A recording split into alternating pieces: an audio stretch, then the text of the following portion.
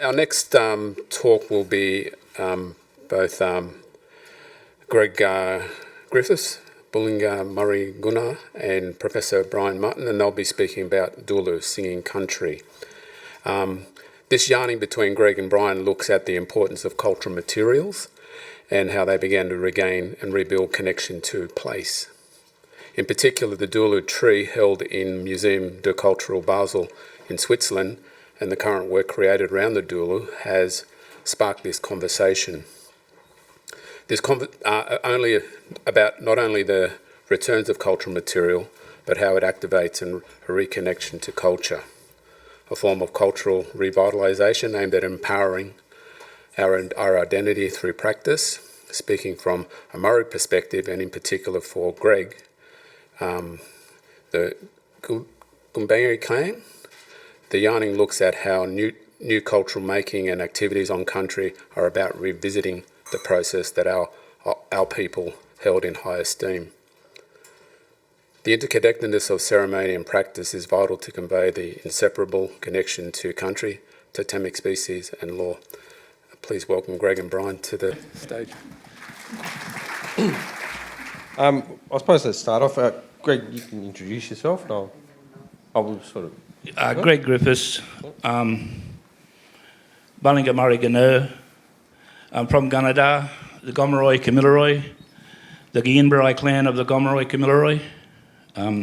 Gunnedah is my homeland, the Giyinbarai clan. Born in Gunnedah. My family recorded in Gunnedah at Contact. We had an old Poppy there recorded Yawiriwiri Murray Gunnar. He was recorded there as, first, I just spotted you, Aunt. No, thank you very much. Thank you. I've seen a lot of welcomes, and the one that you give here today was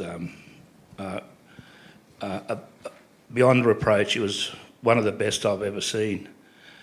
I do a little bit different in Gunnedah, but what I was honoured today to see was fantastic, and I thank you very much. Yeah, Gunnedah is my homeland, the Giyinbarai clan. I call myself a son of land rights, as you'll see in the book. I've been a cultural practitioner for near 40 years.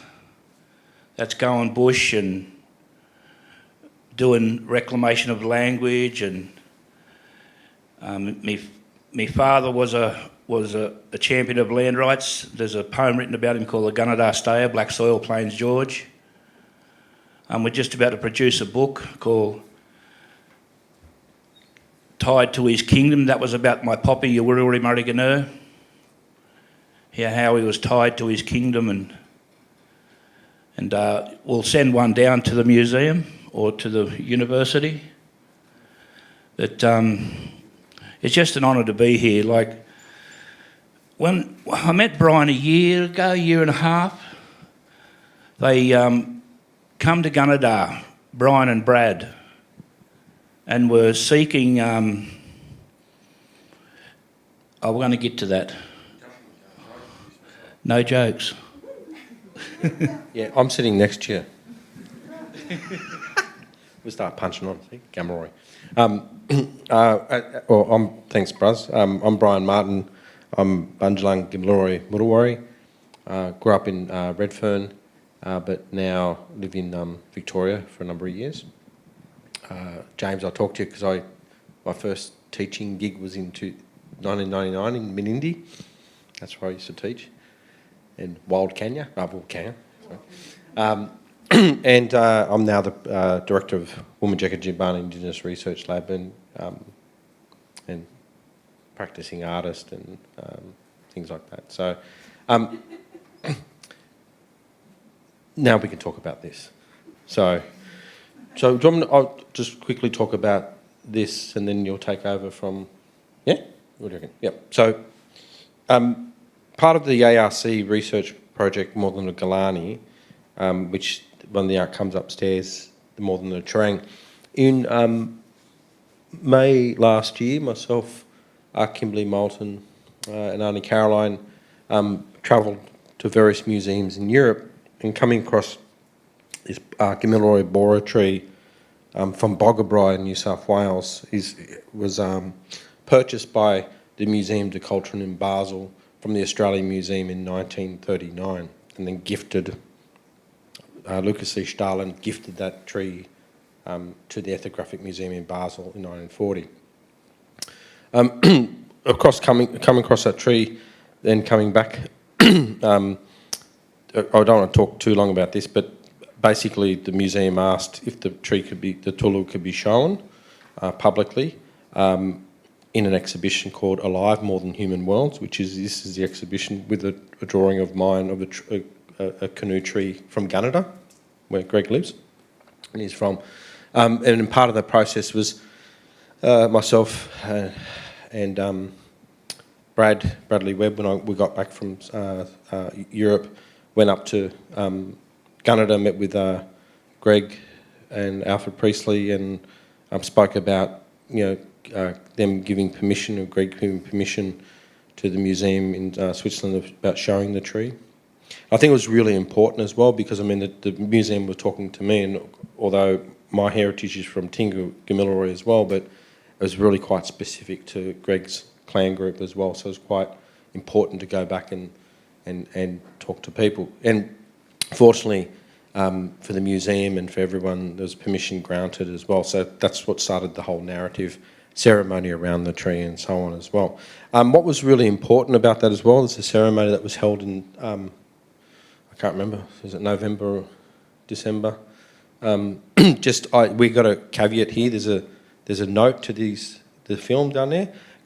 Both Brad and I are about 8-9 kilos lighter, so if you can please look at us now, not in the pier.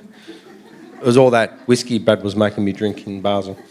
But what was really important about the Tulu Yugul, which is song tree, was the ceremony that went around to taking the person out of the tree, taking the ancestor back home to country as well. So there's a lot of work that's gone into this, and that's what's the film, which is in the museum, the show upstairs as well. I don't want to talk too much about that because you'll see that film. How do I play?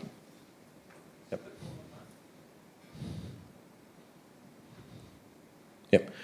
This is my crude filming on 3D scanning.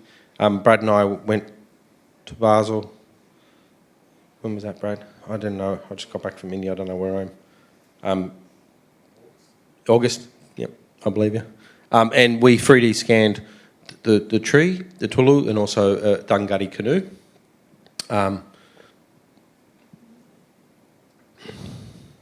Yep, and just doing some work around that.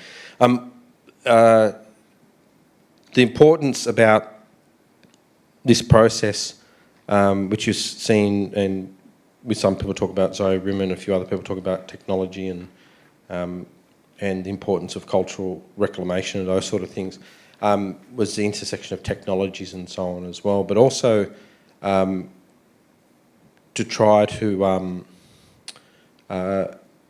create a new sensibility or a new approach to, I suppose, looking at this idea of returning of cultural materials. So, Greg, you and I, brothers, you've spoken to the museum a lot. We've been speaking to our access. The amazing thing is the tree is coming home, Tulu's coming home, but it's the exchange that happens in return, and you want to carve a new one, or we 3D print one, or give them a 3D projection. And then meeting with the commission, the museum commission, and the minister, they're all blown away by the fact that we're not going to take it. We want them to give it back, but we want to give something in return. And I think, coming back to what Norm said, invaders can only take. So it's not in our nature to take, it's in our nature to give. So we're going to carve them one. In that context of these... duplicate that tree. Yep. There's a couple of things. Look, it's been inspiring to be here today, to listen to our keynote speaker and the girls and the young fella. And this shirt I've got on, it's Wininyali. I'm the patron of the Wininyali Childcare Centre, and Wininyali is about listening and hearing. and then actually respecting what you're hearing and you're listening. And it's these things that I'm hearing today, the similarities that we're all speaking about the activities we're doing at our own places, and you know how they, the messages and the similarities are so close about all of us being as one, even though we work in our own places. And about leaving our own footprint while we're here and we're doing our things. But I'm a really push for unification of all of these, because I work in a place of one law and one process, and that joins us all together. It doesn't separate us as tribal boundaries or borders and countries, that we can be as one day. And the tree is, you know, it's an integral part about who we are as a people. We breathe. The tree breathes. It breathes our waste. It gives us life. And in the songs and the dances that are done at that tree, they're about respecting and embracing and developing that connection that we have with the land and the tree and the environment and the ecology that we exist in our homeland. We all have a space for that to happen. And can we flick? Yep. Oh, that's the Nemoy. That's the Nemoy River, the Numu and the Brigalow. That's where the tree was taken from. Yep. There's 3 carved trees that are attached to that. There's one in the Australian Museum. There's one in a local Lands Council building in Gunnedah, and there's one in Basil. So across the Namoy, on the other side, is that the site where the Bora ground was? My homeland, or you'll see a picture of my little ancestral grounds in a little while. It's about 10 k's away, but that's all in cultural landscape. It's all one place. And I wanted to sort of talk about this rock. It's a lookout for our people, and it's called Yirrigidji. We've got a rock named after wood that we used to make our weapons with. A rock named after wood. And it just says to me about the connection that we have with these trees, that we use the resources and, you know, Australian hardwoods, and about protecting our people, about caring for country. And this rock here, this is Burrabal Barugala. Burrabal, the Bora, what's where the Bora is. And Barugala is the tree that was at this place that was danced on for ceremony. Now we've got another rock named after a tree, and how close and connected they are in ceremonial and our ancestral practices about our laws and customs. That's where I exist, in that realm of not be overpowering in. We live in a modern day, but our laws and customs and the knowledge of those things are very important, and that's the things we're trying to transcend down to our children and to empower our youth about the tree. The dance that's the kangaroo site where the emu dance was done. 2 of our main totemic species in the Goyinbrai people.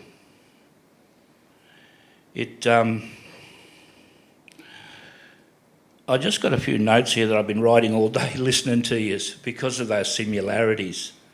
And I wanted to just acknowledge them. The Yarrandu, the Southern Cross. I hear the stars get mentioned, the constellations. The Yarrandu is the River Red Gum. The River Red Gum in the sky that was taken from a place out in between the Gomeroi and the Ualii country, out the western New South Wales. And that was a River Red Gum that was taken into the sky because of a man obeyed the law. And that symbolises that River Red Gum. The four stars are the tree, and that other star is that man in the tree. And the 2 pointers are the 2 cockatoos that was in the tree when it was taken into the sky. And they are one of the binding sort of things that we hold in our laws and customs about the Yarrandu. A tree that transcends generations of cultural laws and customs and practices. And it's a consolation, it's a tree, it has a place, it has a big place in our laws and customs. I just wanted to sort of just extend on that sort of things, that the tree is is dynamic, and there's many things that we can learn about them. They breathe. Go on, bro. So if we think about like locating the Dulu on in Boggabri, the Nomoi and the Brigalow, and thinking about country, and we're discussing the importance of country and place in our narratives, by looking at the Dulu in general and further, and discuss what's happening now in recent times and now and into the future, can we discuss the significance of this image of trees in Baburgit, and then this is Baburgit. The practices that are happening from there? Babur is the manhood Bora belt that you receive after doing a manhood rites. And Baburgir is the place where that happened. It's also a burial ground of my ancestors, and that was about 10 k's out of Gunnedah down the river. We have the tree on the far bottom right, and the other 5 burnt down.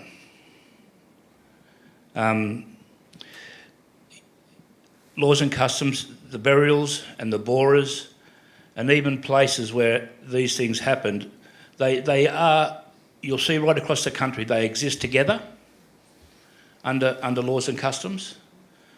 We talk about how these no-go zones, sacred places, it's just the protocols that are attached to them and how we exercise those sort of rules or protocols at those places. But this is my ancestral burial ground, Bora place. And what we're going to do is I've done 6 repatriations in my homeland, and we've got a Benalla Aboriginal Area Committee, and we've moved that we're going to reproduce these trees around that repatriated burial ground. And it's relevant, it's specific to our homeland, it's relevant to that place of burial, and that's what we're going to do. We've made the decision about reproducing these trees around that burial site. It's they're all gone, but we're going to bring them back. We have a little troop of practitioners that will do it. So in terms of thinking about what's happening in the future,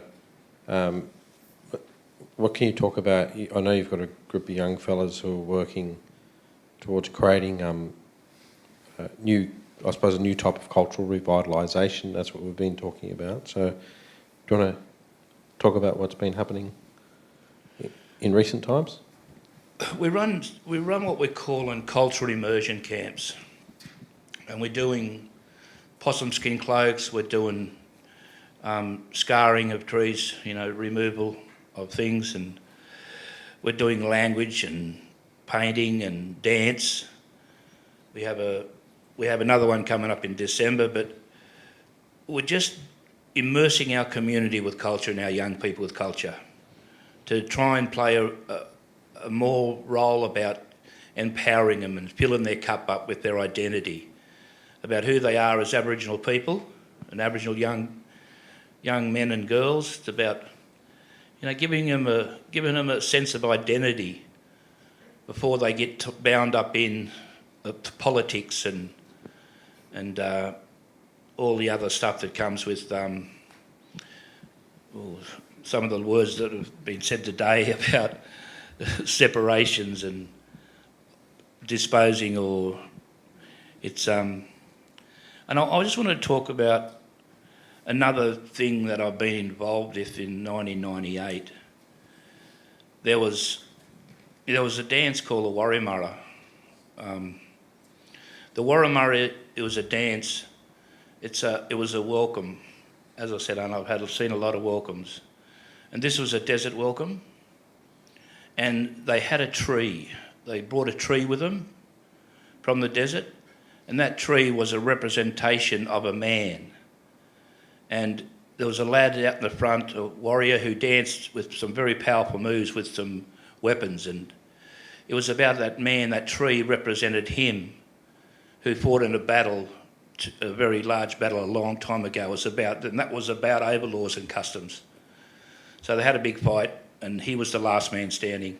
And that's the thing they used as to welcome you, that misbehaviour, consequences of misbehaviour at interactions of ceremony or cultural practices, is you have to fight this man. And after he led a big battle and was the last man standing. It sounds intense. It does seem maybe inappropriate talk these days, but in the past it was the law. And it reflects what Aunt was talking about, behaviour. Even the Gomeroi welcome is about behaviour. And we talk about respect. Respect is bound by your behaviour. You have to behave to be respected. And I think that's a strong message to come from the past to the present about behaviour and about being welcomed into a place, about your behaviour. Yeah, you can see our cultural immersions. And I said about how the tree breathes and it's alive. When you take that, and the young fellow probably know this from down the south, that when you pop that bark, it's like the tree's taking a breath, a big, deep breath. Oh, you're taking it, yes, but you're taking it for a purpose. And it's releasing it to you with that big breath. And this is one down on the river. They're all recent. There's part of these cultural immersion practices that we've been doing over the last couple of years. And we just see it as a responsibility to what we have to do in our community about just getting our young people back and active on country. You know, that word gets used a hell of a lot, on country, and you have to put something in place and be part of that on country practices. How we go on there?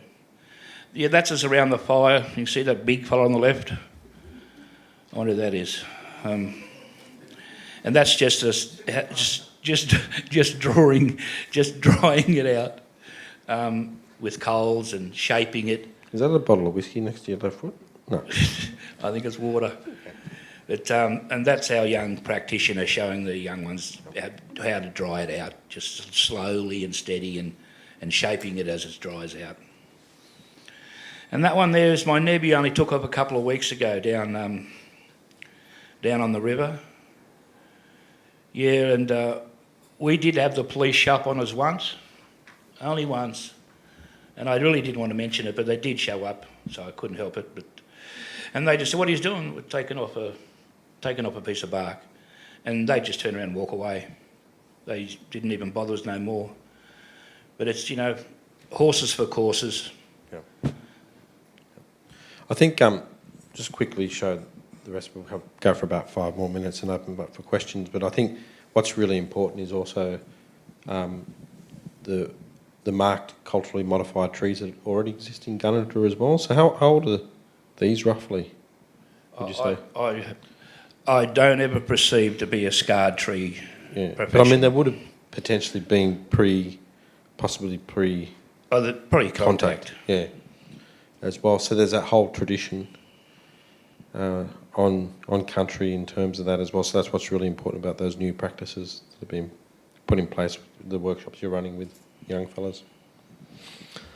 I think also that's the whole idea of up in the show with this work, which is from a tree near Boggabri, and this work's called Bal Li Burundala, which means sing to the bark of a tree and shield. And the whole idea was to on the right-hand side is a Gamilaroi shield, which is in the museum collection. This is the replica, actual original shields in a cabinet in Bunjalaka, and just reproducing the idea of mark making and patterning over the top of drawings of trees as well, trying to create a different type of multimedia practice as well. This is our last slide, so I thought we might finish on that because this is in the Gunnedah keeping place, the Red Chief. Yeah, it's in the Gunnedah keeping place. Which is the brother of the tree that's in Basel. And the third one in Sydney, Australian Museum. The Holy Trinity, almost. So it's going to be, the near future is going to be interesting in terms of the other two coming home.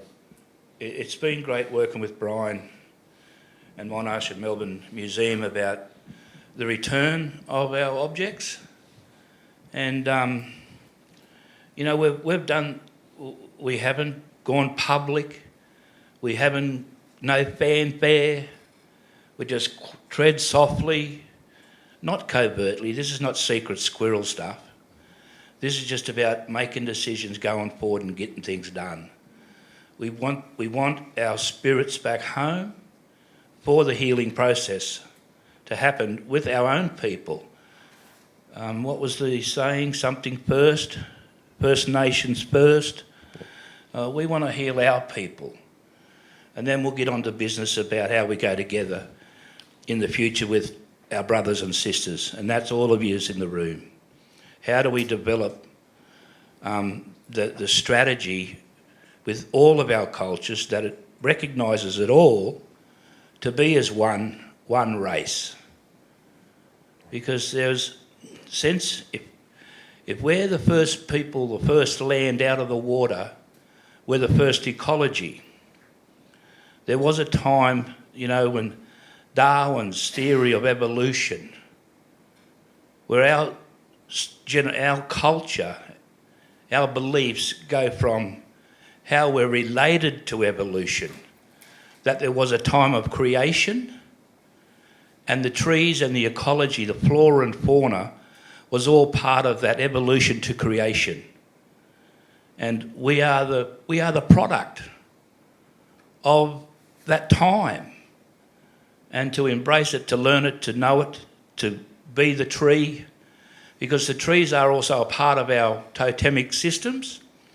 We're not just a red kangaroo or a goanna or an eagle or a crow, the two sons of Biami, the eagle and crow. We're a part of the whole system holistically. And the tree is an important part of that system. And there's one more thing I just wanted to say, young brother. I think the Nurrunjeri people held our shield song from the Gomeroi, from the Guyinbari area, because we're a shield people as well. And that was an old story given to us years ago that years had our shield song and was holding it. I don't know if it rings any bells or... Yeah, I saw a similarity with the name, but you might... Oh, the similarity. Couple of neighbouring language. The similarities of hearing all day here have just been overwhelming, and I've written one word down. The first word is inspiring. It's been inspiring. I never knew this keynote. He's a key man. Hey, that's what I'm going to call you from now on. Key man. Key man. Hey, key man. Anyway, thank you, Braz, and thank you everyone for listening. And so, Biami Guluja Nyende, and thanks, Braz. Well done.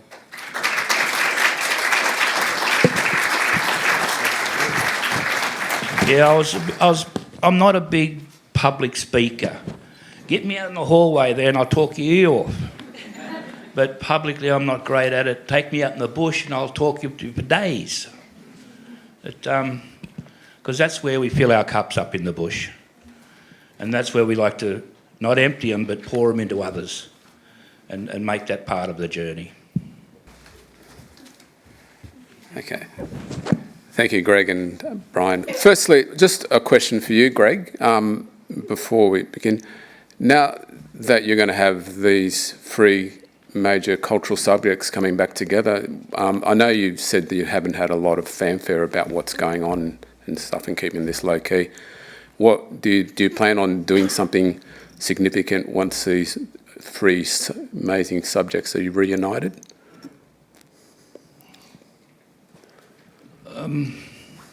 We will definitely do something.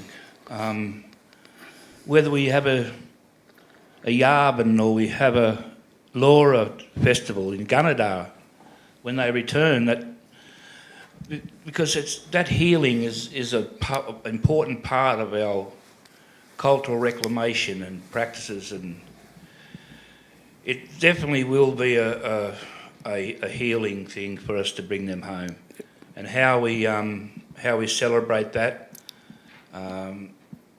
because we know we have a lot of stakeholders involved, but I wouldn't want to try and fanfare that, but definitely do something. Yeah.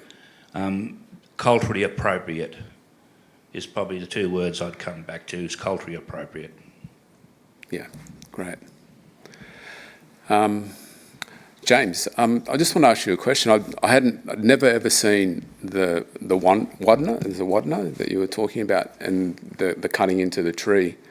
It's an amazing process. I'd never seen that being done. That's always obviously been part of the practice. I guess my question is, it's such an interesting way of working with a cultural subject like the tree and cutting into it. Can you explain that a little bit further? Because you touched on it in your presentation. Yeah, I've looked at how some artifacts and what communities we got them from, because we're really fortunate that Ghana belongs to almost like the Western Desert languages in some way, but we just happen to be on the Mount Lofty Ranges. So Peramunk is our eastern neighbour, same language family as us, and then you've got Ngarrindjeri, which belongs to the Murray languages and the Darling languages. Yeah. And so we're really fortunate that we can see the difference between, because it's starkly different. It's more like Russian and Latin or something. There's just they're vastly different. And so, yeah, you can see how some objects move between the two communities, or if they come down from one of the northern ones, you can follow some of them. But the Wadna's really it's a very local thing where I think just between Peramunk and us, we also call them the Eastern people, although Paramunk's a Ngarrindjeri name. It's Murray Miyu is our name for them, so Miyu being that they're from the same family as us. Yeah. But essentially just our two communities used it all the way up until Gawler, I think, and then down south, I think probably just to the southern part of Adelaide CBD it was used, and then up in the Adelaide Hills. And it's just that community that really use it. How it evolved through the naming from because in Pitjantjatjara, Yankunytjatjara, it's a digging stick, and then it moves down to being a boomerang for Adyamatna, Ngadjuri, Nukunu, and Naranga, and then and across for Bangala, it's like our Wiri. So it's they all use the Wadna as the name, and why we use that specific name, I don't know, but it does evolve from the Tantanaku, which comes across directly from the language group Miru, who's between Blanchetown area all the way down to Wellington on the river, River Murray, and so it comes across from that community, and then also Ngarrindjeri have it as well, but with a different name. But it just becomes smaller. But for some reason, we use it, and it was essentially just have one, you dig out a hole and you climb up the tree, and it was specifically for catching possums, and then you can like stab the possum with it as well. I can't; it's my totem, so I'm not allowed to kill brush-tailed possums. I know. I was making spears with Uncle Moogie, and I was like, "Can we put quartz all over?" He's like, "No, you just calm down," because I just get so happy about violent things. I don't know. There's something. Look at his face. Netflix first blackfella serial killer. Thanks. Yeah, it's an interesting concept. It's like tree cutting into tree, sort of. Amazing. I suppose I should have one question for you, Brian, before I flow it up. Don't ask me any. To the floor. You've created these amazing drawings of trees and stuff like that. I'm just interested to see what next is the journey for you in this making. Sleep. I think so. Yeah. I really do. I mean, the opportunity to work on this show as a group in the ARC, and also work closely in the collections, and being with Kim and in different collections, has been remarkable. And I know, Kim, you've done a lot of work, in that way around different museums. So it's been quite fortunate to be part of that and look at stuff. And there's a different way of it. I was just looking at this photo because I took a lot of photos in collections, and there's a visual. I think in a visual language as well. So, yep. But for that work, I'm sort of going to go on that trajectory of that multimedia mark making over the top of drawings now. So I might start painting. I haven't painted for like 16 years. It's scary. Cool. So, because drawing rules. Drawing rocks. Painting sucks. Cool. But anyway, Okay, great. Thank you, the three of you.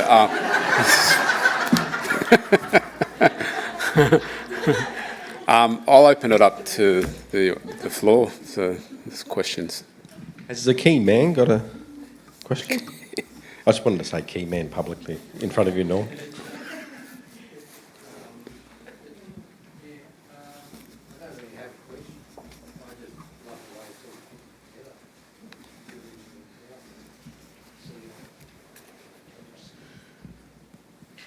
Now I just said awful things and nobody heard me. No, I like the way it's fitting together. I'm talking to a couple of ex-colleagues who want to do PhDs, and you're bringing a new space to this that you don't see in other universities. And I really appreciate that, seeing that happen. Seeing the stuff from Tassie, because I worked in Tassie for a long time, in the 80s and 90s. Seeing that go so well.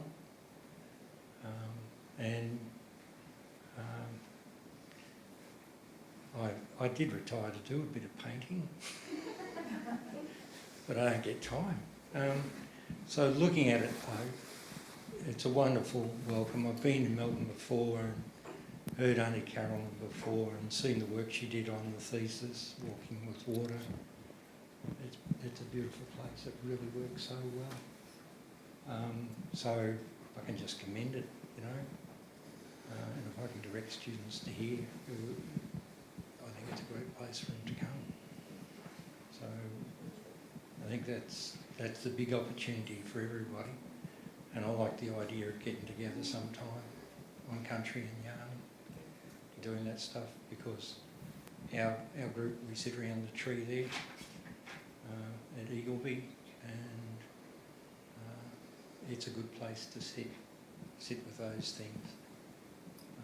It actually, it's really good for the young kids because it opens them up to who they are, and I like seeing that happen everywhere. So I just love it. It's just good. Yeah, and I just want to say about fate. Fate brought me here, and coincidences, I don't believe in them. Meeting Brian, these trees going to come home, fate. And to heal that, to bring them objects home, to have a start of some real cultural healing for First Nations, for First Peoples, and the role that Brian and the museum is playing in it is just overwhelming, and I cannot wait to see the end result when they come home and they get off that truck, and I'll sleep on the truck, that it will bring it home.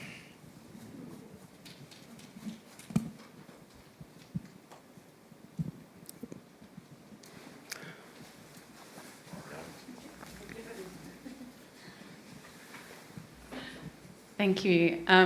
Thank you all for your talk. I wanted to ask, each of you individually and collectively, with your communities, you're working on country. You're Brian with your mark making and your drawing and painting practice.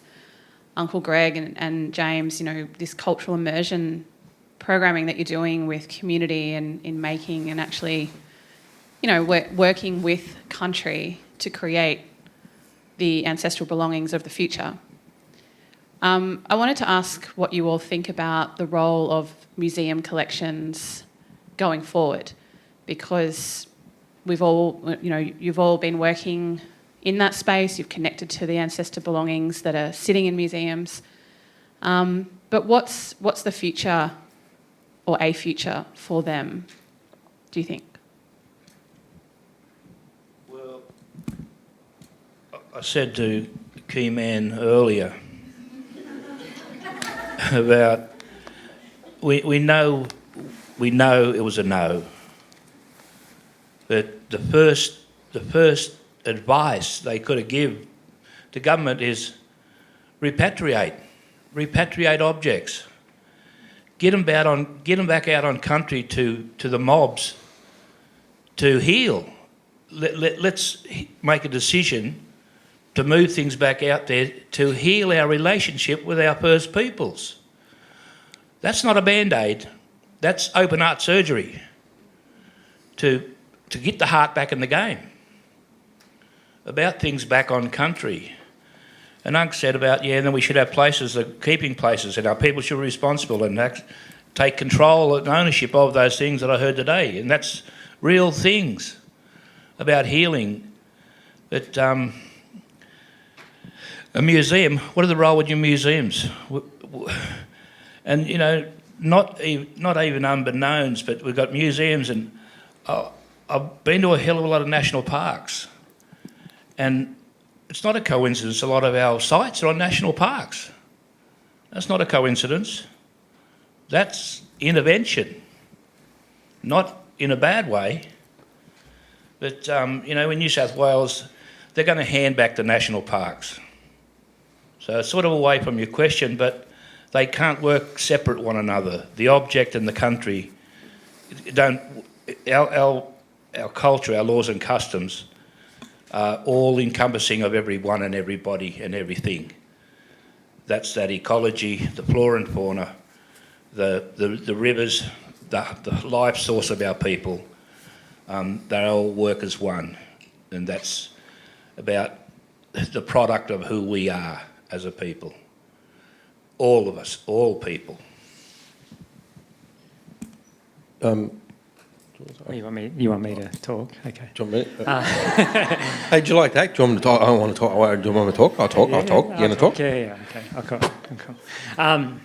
Well, I'll answer one, in my opinion, and then I was originally going to do this with Dennis O'Brien, and I read part of what he was going to say, but unfortunately he couldn't make it. I did it by myself. But he had a really interesting perspective for what museums should be in the future. So I've worked ongoingly with museums for 10 to, 13 years or something. I don't know. I've given up. I'm into living culture and practicing culture as a living museum, the landscape being a living museum, and just giving up. It's just too hard. They've got to deal with some shit, and it's not our problem. If they want to repatriate stuff, that's their responsibility.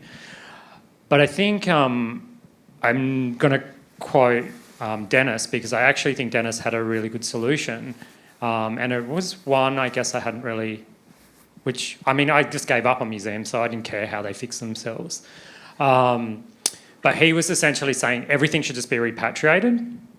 And then museums should be spaces about talking about what's happened to us, and like talk about colonialism and all of those subjects, all these problematic things. They should be ones making and explaining and educating to people the ways of going, rather than being asked a question from the crowd going like, what do we do for reconciliation? I don't care. Like, you know, it's not a role for me. I'm doing the hard work for the community behind closed doors, which you get to see a little bit of in this. But essentially, I don't care, because the only people who really care are the people who are disadvantaged within our community, who haven't had access to it, like I didn't have access to at the beginning of, I guess, my cultural journey. I kind of don't like using cultural journey, but essentially, you know, like the role of museums has just been such hindrances. They really have a lot of work to do, and it's not like our responsibility to fix their problem. Like, we carry too much weight, and I think what Dennis was trying to say is the responsibility should be give back our stuff, and then talk about like the history of this country and what's happened to us, so we don't have to do it all the time and do all the hard work for us. You know, like essentially we inform that space, but that's what a museum should be, rather than a keeping space. And we should be able to have our stuff back on country, have our own museums on our nations, so people have to travel to us to learn about us. Don't just go to Melbourne, learn everything about all these communities scattered throughout the continent. Actually go to those communities, learn from those communities firsthand. There's like tourism, infrastructure and stuff that can be that, and they can be back there. Community members can have access to them, teach people about it, you know, and it's intertwined, and then people are making and living culture. That's how it should be, is local museums, but essentially we have these big ones. Melbourne Museum was pretty helpful in like getting back the Ghana information, but we've had hindrances along the way. We just had a repat from Germany. Plane broke down twice on their way over, and they had to dump fuel all over Abu Dhabi. And then we eventually got them back, but they still haven't been repatriated back home yet. And I worked for 7 years on that project, and it's one of the hardest, it's actually the hardest project in my entire arts career. It is the hardest project and the most complicated, and so many community members got sick and frustrated during the process of it that it's just been a nightmare. Repatriation is the most horrible, and that's just for objects, not for people. And it's just, yeah, it's like museums need to make these things easier and do better, I think. Yeah. I'd like to quote the key man. Thank you for that. I'm gonna give him so much shit from now on, key man. Anyway, but I think it's ontological intelligence. There's a moral intelligence, emotional intelligence, and a relational intelligence that museums need to learn. And look, fortunately, Brad, you and I know, and even Buzz, you know, we know with Basel. I think they're getting there. There's no hesitation to return the Tylor laboratory. There's no hesitation. And they're very emotional about it. They're ashamed, deeply ontologically ashamed.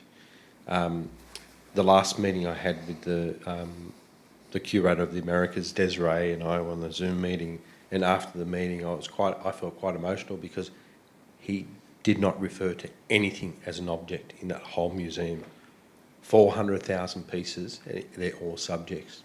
They've changed their whole language about what's in the space. So they're not looking at anything as objects anymore. They're living subjects. So, and I think that could be, you know, what you're doing, Brad, in your PhD, looking at best practice principles as well. So maybe they might lead the way in Europe. Who knows? I mean, it's, you know, but what's the future of the place? I mean, you know, some people, it's interesting, you know, they're holders of these things. These are things, you know, our subjects and our ancestors have been stolen, taken. You know, I think their future is to return. But in that process, there's that, and Marina mentioned it, and it's from Andreas Heissen, that there's a crevice in a space. In museums being the factory of amnesia, there's always this tenuous space that opens up for extreme, potent creativity, and that's where we flourish. It's like, for example, you know, we care about no. the vote, but it's not going to stop us. No. So I think we need the museum. We need the university. PVC's here, I won't say much about Monash, but no, we need to fuck shit up at the university. We need to fuck museums. That's our job. And I mean, I've been doing this for 30 years in the institution, and Norm, you've been doing it for a long time as well. You know, you and I have spoken about this for years, and I think we take that seriously, that it's about us reclaiming these spaces, which is really important. And if the museum wants to have a future and a role, they just have to do it. That's their future. They have to do what we tell them to do. That's it. That's their only future. If they don't, they will just fizzle away and die, basically, because, you know, it's like the university. If the university can become irrelevant, the Australian Research Council will become irrelevant if it doesn't respond to what the real world wants. And that's where we're going in the future. I think it's exciting.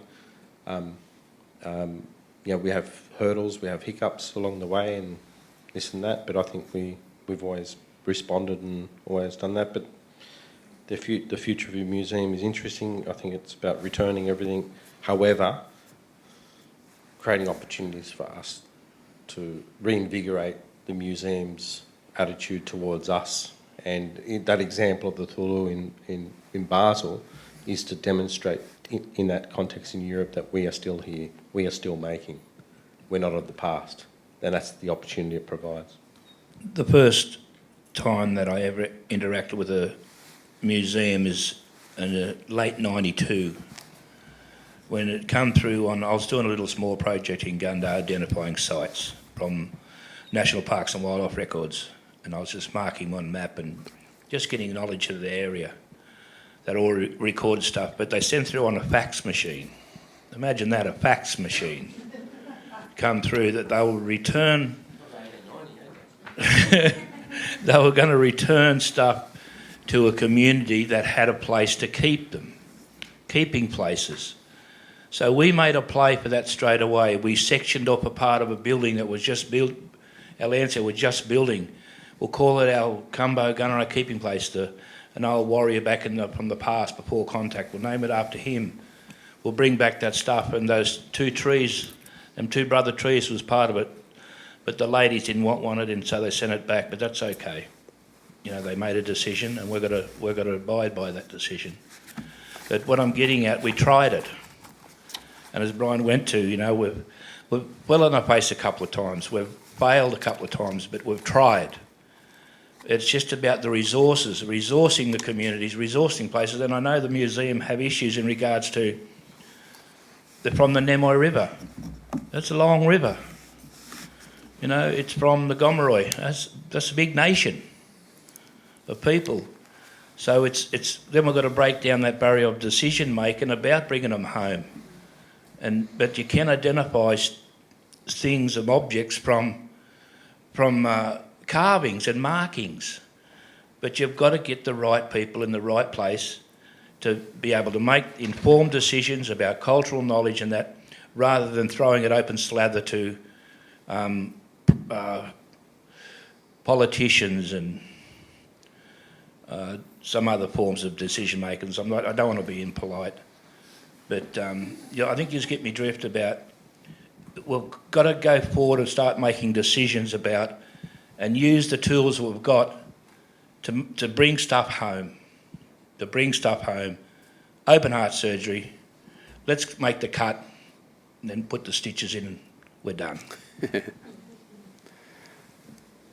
I think that's a good note to finish on. Thank you very much, James, Greg and Brian, for a wonderful discussion and narrative. Thank you.